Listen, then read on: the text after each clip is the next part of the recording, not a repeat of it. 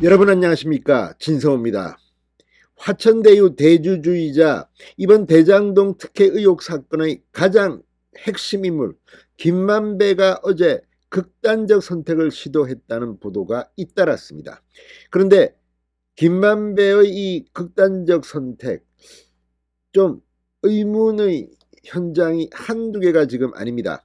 자, 방금 전 민주당 현역 의원인 조응천 의원이 김만배의 극단적 선택 시도에 대해서 몇 가지 말을 했는데, 이거 뭐지? 라고 의문을 제시합니다. 왜?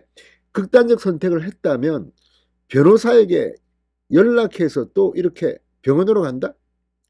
뭐 아무튼 이상한 점이 한두 개가 아닙니다. 그런데 그 의문이 지금 풀리기 시작했습니다. 김만배가 어제 새벽 2시에 처음으로 자해를 한 것으로 보입니다. 그리고 20시간 정도 있다가 병원에서 치료를 받고 있다. 그런데 병원의 치료 상황은 그렇게 심각하지 않다. 자, 어쨌든 흉기로 자해를 했다고 했는데 흉기는 발견되지 않은 것으로 보입니다. 그런데 문제는 왜 이렇게 오랫동안 머물렀을까요? 그리고 그 이유는 뭘까요? 자, 조선일보는 법조계 일각에서는 검찰 조사 시간 끌기 의도가 아니냐는 그런 의심도 합니다. 물론 뭐 거기까지는 제가 말씀드리지 않겠습니다. 알 수는 없습니다. 그렇지만 김만배의 극단적 선택 시도 이상한 점이 한두 개가 아닙니다. 무엇보다도 김만배의 최측근 헬멧맨으로 알려진 그 사람들이 체포되고 하니까, 그리고 압수수색을 통해서 뭔가가 되니까 김만배가 이런 행동을 한 게 아닌가. 이게 극단적 선택을 하려고 한 건지 아니면 자해 쇼를 한 건지 알 수가 없습니다. 그럼에도 불구하고 지금 정황은 은닉된 재산을 검찰이 확보하려 하니까 이런 쇼를 벌인 것은 아닌가, 이런 의심이 드는 정황입니다. 조응천 의원이 조목조목 그 이유를 설명했는데, 이걸 보면 이재명 민주당 대표도 곧 종착점이 보일 것 같습니다. 진성호의 융단 폭격 시작합니다. 김만배 화천대유 대주주를 융단 폭격합니다. 방송에 앞서 아직 진성호 방송의 구독자가 아니신 분은 붉은색 구독 버튼 눌러주십시오. 더 좋은 방송으로 보답하겠습니다. 자, 조응천 의원이 방금 전 아주 재밌는 분석을 했습니다. 김만배의 극단적 선택 시도와 관련 극단 선택을 했는데 곧장 변호사를 불렀다. 그래서 변호사가 119에 연락을 했다. 이거 뭐지? 그런 건 좀 있더라. 이렇게 의구심을 드러냈습니다. 조응천은 지금 민주당 의원입니다. 그런데 민주당 의원의 입에서 검사 출신이라서 그런지 이런 말이 나왔다는 것은 충격적입니다.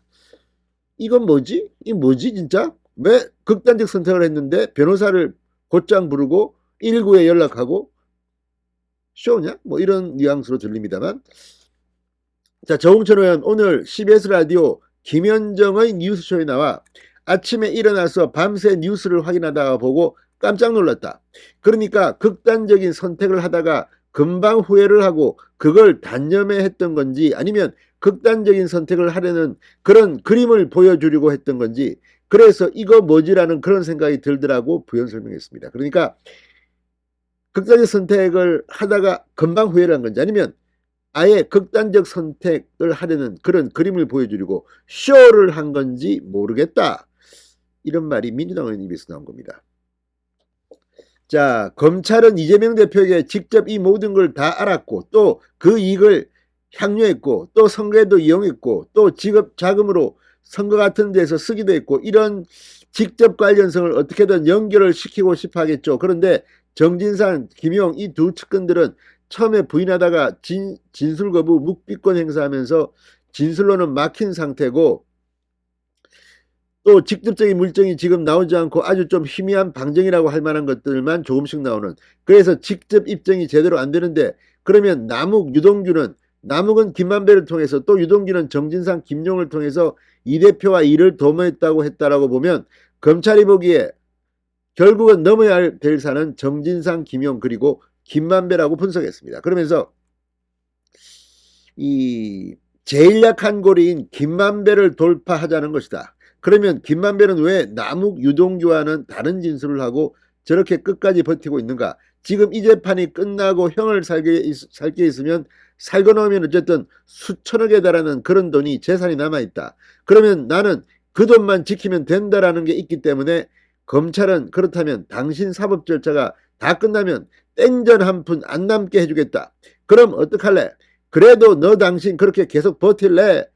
이렇게 분석했습니다. 그러니까 돈을 은닉재산을 찾아내면 끝나는 게 아니냐.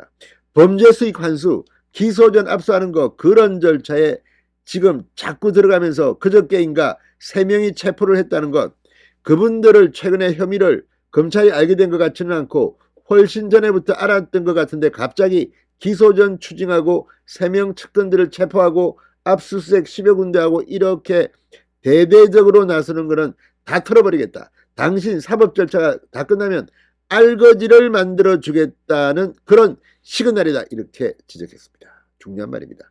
알거지를 만들어 주겠다는 겁니다. 지금 돈만 믿고 김만배가 버티는 것 같은데 검찰은 지금 이렇게 한다는 겁니다. 거기에 대해 김만배가 어쨌든 갈등이 좀 들어가겠구나라는 생각을 했었는데 아침에 일어나니까 극단적 선택을 했다. 그러면 진짜 극단적인 선택을 했다면 김만배의 심경 변화가 있을 수도 있겠는데 변호사를 불렀다고 하니까 아직 그 정도는 아닌 것 같고 조금 더 두고 봐야겠다라고 말했습니다.